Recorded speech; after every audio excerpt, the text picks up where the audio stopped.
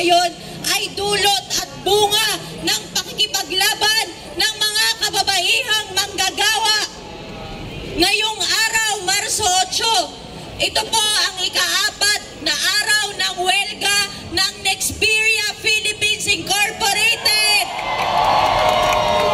Pinakamataas na pagpupugay, paghanga at pasasalamat ang pinapaabot natin sa lahat ng manggagawa ng Nexperia.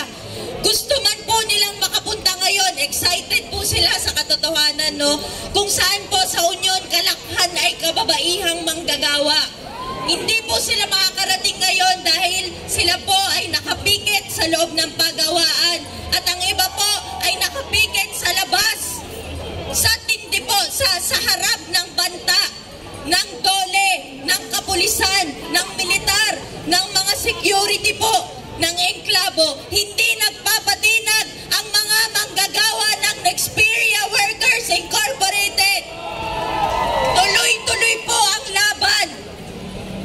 Ang kalagayan po ng Nexperia Philippines, ng mga manggagawa ng Nexperia Philippines ay sumasalamin sa kalagayan ng mga manggagawa sa buong Pilipinas.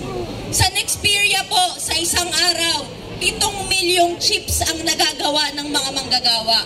Katumbas po ito ng halos 7 million US dollars. At kapag kinumpute nyo po yun, ay umaabot ng 400 million pesos ang kinikita ng Nexperia sa isang araw. Samantalang ang panawagang 50 pesos na dagdag sahod ay hindi mabigay. Tama po ba yun?